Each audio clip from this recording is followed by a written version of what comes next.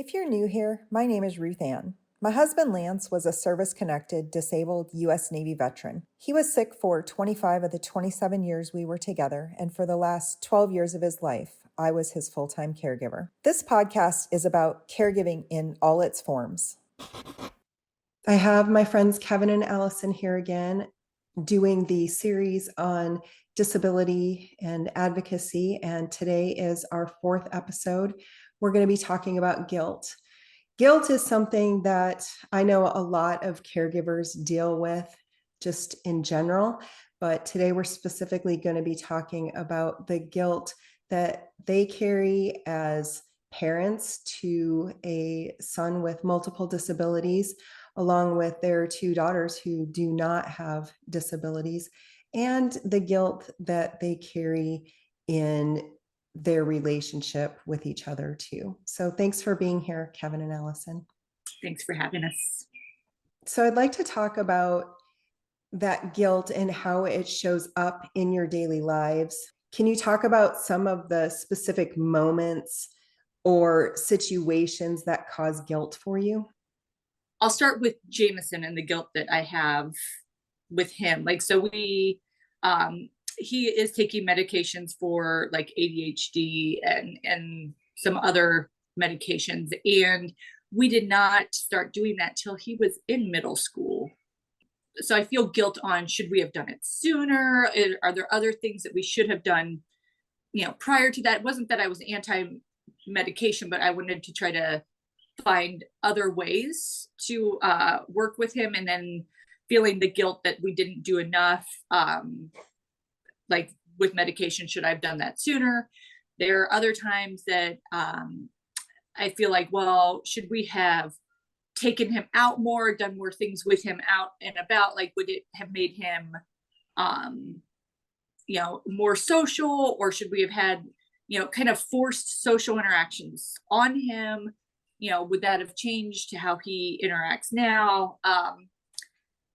And then even moving from Idaho here, we had that community in Idaho. And again, we didn't know what the community would be like here. And then I feel guilt that, we had this great community and now we don't. And did that harm him?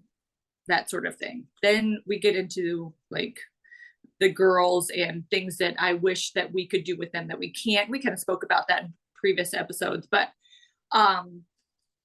wanting to have them have these fulfilling lives, right, as well, but knowing that sometimes that is hindered by what we can do with Jameson or dividing and conquering. We're also, Kevin has an opportunity to do something next spring in England, and we're discussing how to do that. Either do we do it as a family? Do we do it, again, kind of divide and conquer? And there are times that I'm like, well, maybe Jameson could stay back, and like Kevin's parents could watch him. But then when we're there, would I keep thinking, oh, well, Jameson would have loved this, and then feeling like we left him out, or just, if the girls don't get to go because of Jameson, the guilt, there's just so many. It doesn't seem like any decision we make, there isn't some sort of guilt involved. Like there's going to be some level of like who misses out, who, and so there's that. And I feel like parenting comes with a level of guilt anyway, that you've done it wrong the whole time and, you've screwed up your kids. But I just feel like there's that extra level, having a child with disabilities, like neglecting X to do Y or whatever. So yeah, I mean, roughly the same thing.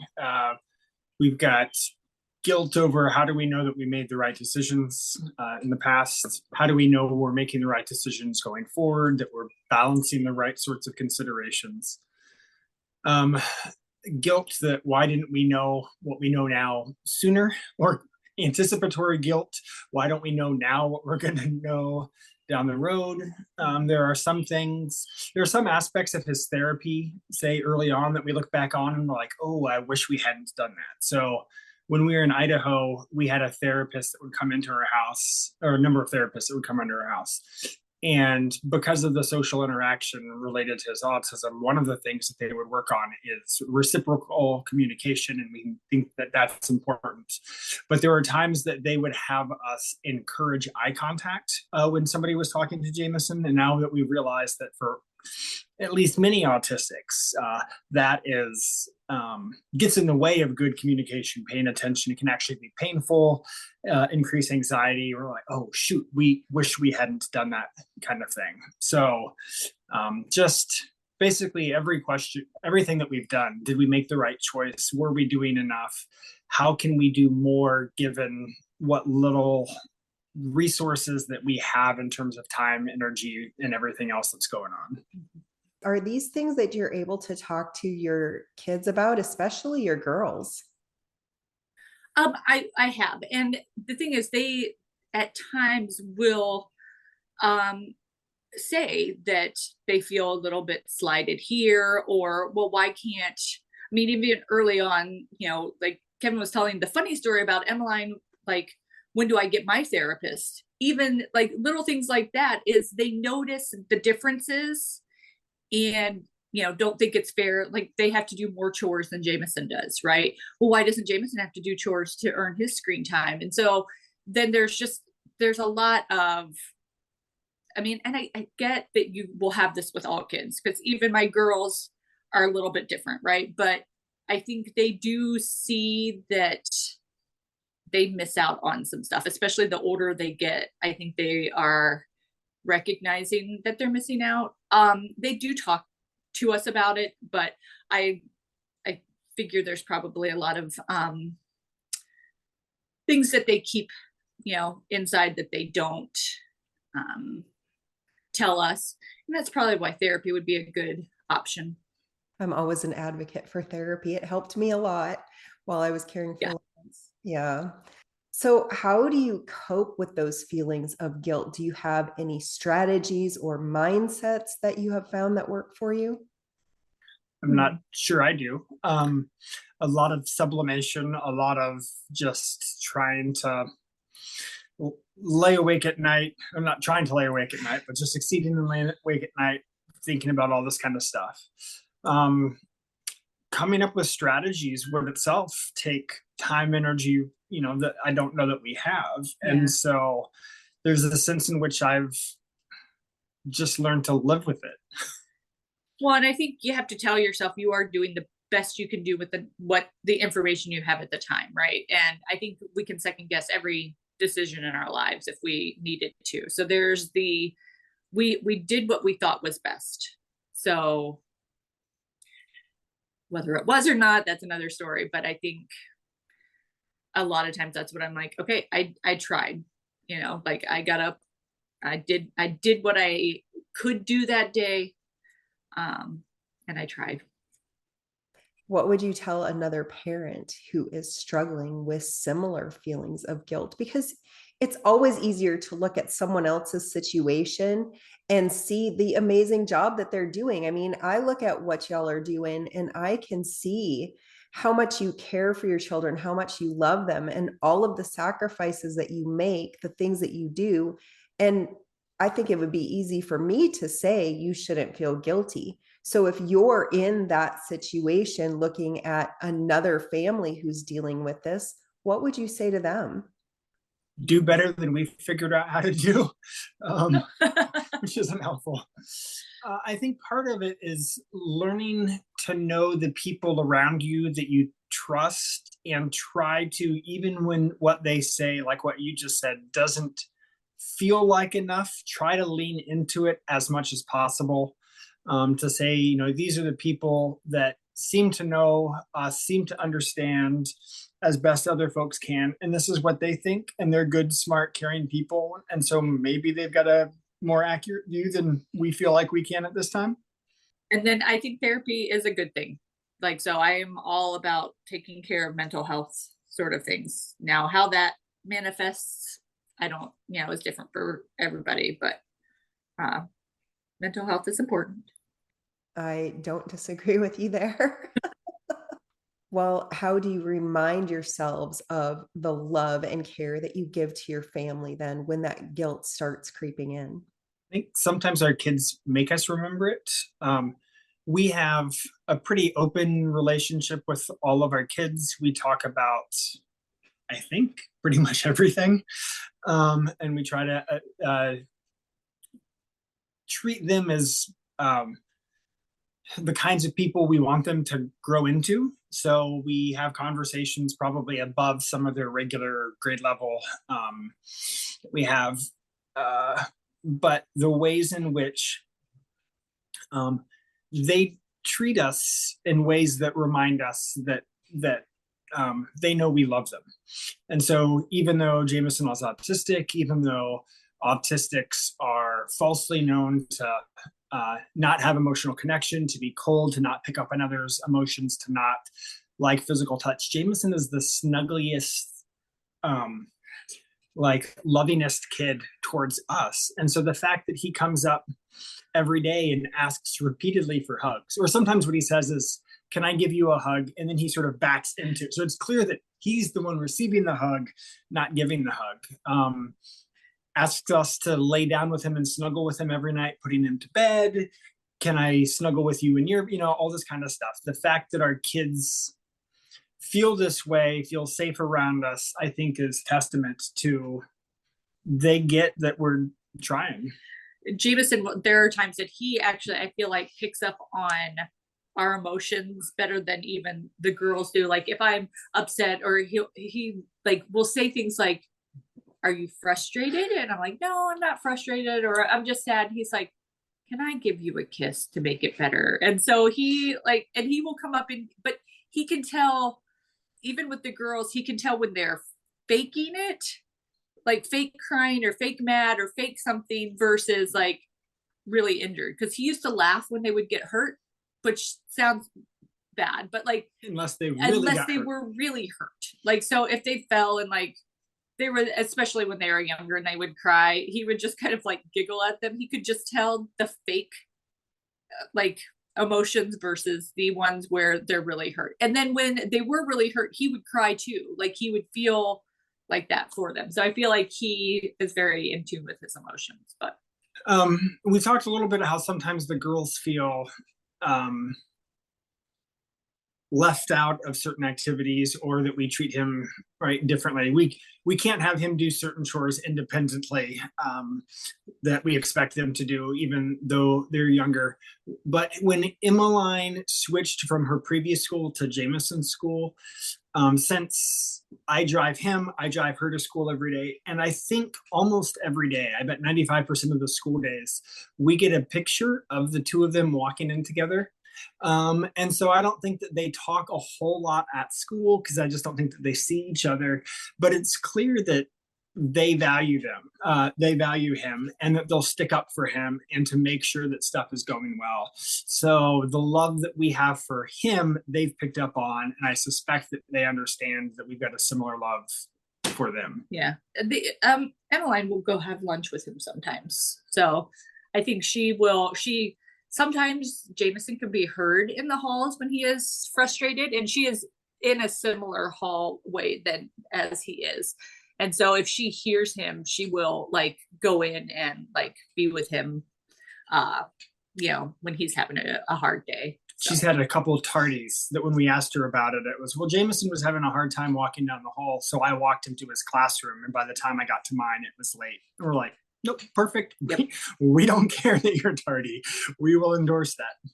Oh, I love that. I love the way that your girls support their brother. That's really cool.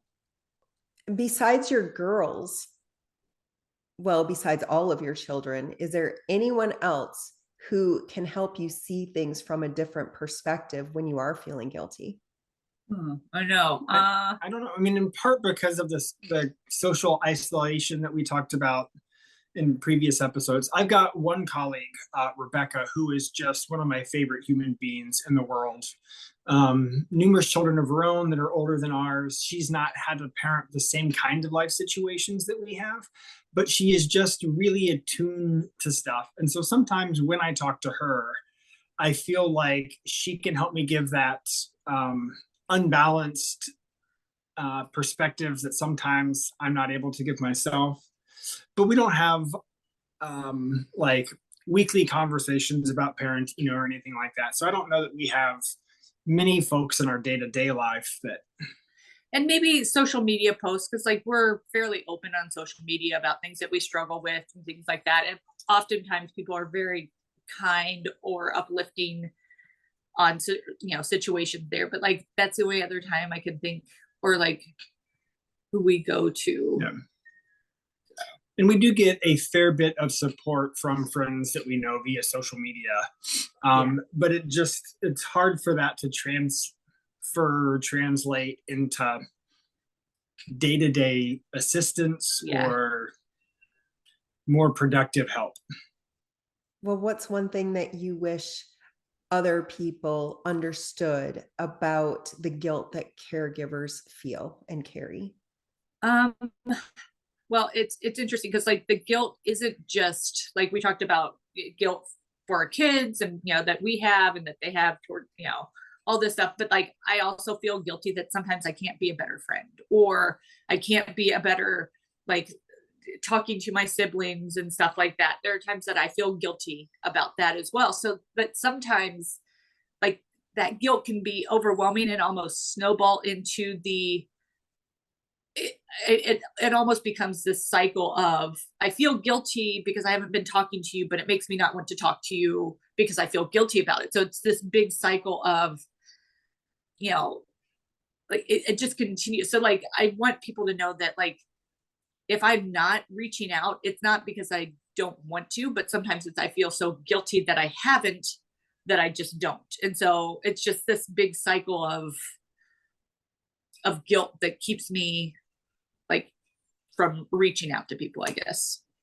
Yeah. And even though we are fairly open with folks, sometimes there are struggles that we're going through that we don't share, that they don't know about. So sometimes the lack of initiation on our part could be the snowball effect that Allison was talking about, or it could just be that there's this other thing that we're going through that we haven't shared with folks. Or it could just be exhaustion because all of this just adds up over time. And so our silence or our withdrawal isn't intended to be hurtful, and it might actually be indicative that we need more from folks. But we're doing as best we know how to do with our resources, and always feel stretched too thin for expertise, time, emotional energy, everything. Yeah. I remember that from my days of caregiving. It's hard to find that balance. It really is. Well, when we had this conversation about doing these episodes, you did talk a little bit about the guilt that you feel about your not being able to have the marriage that, or the relationship that maybe other couples have. Is that something that you would want to talk about? Sure. Where to start there? I actually think we have a fairly strong relationship, but we don't get to go on a lot of dates. We don't get to, in fact, I don't know the last time we went out, just you and me. But one thing we do is like every day at dinner, after dinner, we feed and walk the dog, which sounds very mundane. But when we're walking, it's like we catch up on everything that happened that day, talk about what's coming up the next days. Oh, you know, this is going on in my life. This is going on, you know, like, so I feel like we have that connection there. We almost always go to bed around the same time. We get up the same time. Mostly you get up a little earlier and I go to bed a little later, but we're always in bed at the same time. So I think and I don't know if we consciously made that decision to do that, like have that time, but I feel like that's something that I enjoy, except when it's raining. I don't walk the dog when it's raining. And we do more of it on the weekends. So even like I get up, I get coffee going, I get the first two kids up, feed and walk the dog while they're eating breakfast. The kids are up eating breakfast. Allison's helping them start getting dressed. Usually I'm at work, so she does the lunchtime walk for Oliver. But on the weekends, we often do 2 or 3 a day together. Yeah. We don't do this as much anymore, but for a while, we're trying to exercise together, we would go to the gym together, and not that like we're there like holding hands while we're lifting the weights, but just so that we were doing stuff together. Yeah. We don't have that much time for TV. I mean, we used to watch shows together, and now I'll usually fall asleep in like the first 10 minutes of climbing in bed once I get the last kid in bed, just because I'm exhausted from the day. So even when we do watch a show, he usually falls asleep halfway through and then has to watch it on his own to catch up later. But we haven't even done that in a while. I do want to finish that show, but that's another thing altogether. But and then we try to do things like on the weekends or at other times to at least not have our lives running parallel to each other. So I'll often say I hate having to cook, but I like cooking. And so we each take a certain, sort of the primary cooking role for certain dinners. But like on a Friday night, or we often do pizza on Friday night, but like on a Saturday, or something like that, we'll often cook together so that we can meal prep together and we can chat while we're dicing up cucumbers. Summer's a little bit easier because we're not like taking the kids all over the place, so we get to eat meals together, and most of the time we do eat most of our meals together, even in like during the busy times of our year. Like maybe a kid will be missing, but like we're usually there together. So and in the summer it's a little bit easier after we walk the dog to sit on the back porch and have a glass of wine, listen to her audiobooks next to each other, or she, does something while I'm trying to read for work or whatever. Yeah. So it sounds like despite everything, all of the challenges that you face, you still do your best to make time for each other. And I think that's amazing. We try, but as with the earlier stuff, there's always the guilt.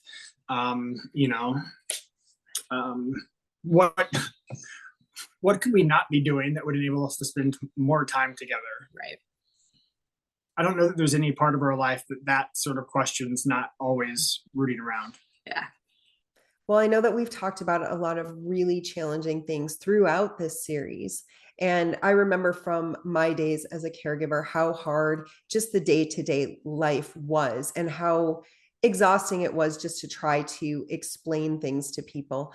But I also know that whenever somebody asked me, I could always find something good, something to be grateful for. And I know that you've shared a lot of that throughout these episodes, but is there anything else that you would like to share with us? Any small victories or moments of joy? I mean, all of our kids do things that make us super proud.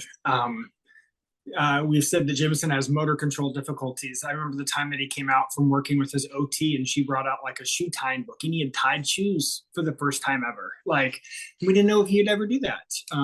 When he was much younger, I remember the first time he said that he loved us. We knew that he loved us, but we didn't know if he'd ever be able to say that. Yeah.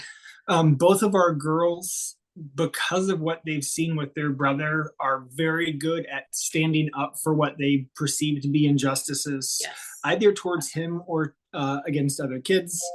So our daughters are very good at standing up for their queer friends, or they both have trans friends that go to their schools, and they're the first ones there to try to ally and be a buffer between mistreatment. And I think that is wonderful, and it shows something that our daughters have picked up from how we try to live. Besides your children, well, I guess, and even if there's anything else you want to share about that, what gives you strength or hope on your difficult days? Sometimes the strength is just, we have to keep doing it. This is just what it takes. Which isn't a really optimistic answer. It's just that if we give up, stuff gets worse. Yeah. Hope for me is really hard. Among other things, I teach about the virtues. I teach about hope. And hope is something like optimism is just very foreign to my own personality or psychological state. You're laughing at me. Yeah. But for me, the theological virtue of hope is a kind of trust that even when we don't understand how it will be better, it eventually will. And so for me, hope is a commitment to live a certain way and not a feeling. But I really wish I had more of the feelings of we're doing enough, that, you know, it's going to be okay, that the struggle that we've been living is going to get better. It just, some days what keep me going is the only other option is to quit. And I think that'd be worse. Yeah. That's Yeah. a pretty depressing answer, but that's how I live. Yeah.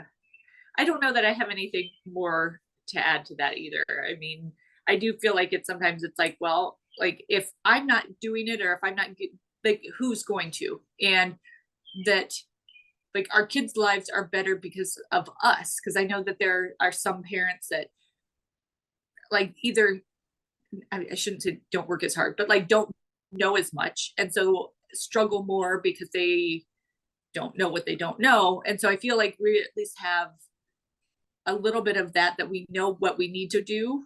And so sometimes that gives me a little hope that like, we know some things that we need to do just to keep things going. Obviously we don't know everything. And again, we've talked about like the prognosis, not knowing everything that's going to happen with Jameson. So that part is hard, but like, I think we know the steps to continue to support him and to advocate for him. So I think that keeps me going, is that we at least have that, and we have each other, and we have our good family connection. So. When he was younger, we didn't know if he'd ever walk. We didn't know if he'd ever talk. We didn't know if he'd ever read.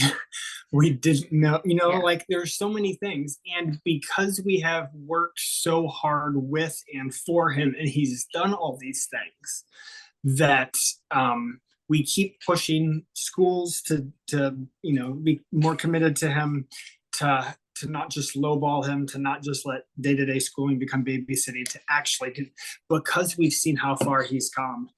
And because we've had these little victories, I think that helps. I mean, we've also had setbacks, but I feel like we get these little victories that just keep pushing us forward. Because I think if we continue to get like setback after setback, that would be really hard. But I do feel like we've worked hard to get some of the little victories that we've gotten. And I think that is something that keeps me going too. And we've had a lot. We've also, as Allison said, had a lot of setbacks, and some of those have been really big, and some of those we haven't talked about. And it is easy for it to spiral into, I should have done more. I could have done. I absolutely love the last part of Schindler's List, one of my favorite movies.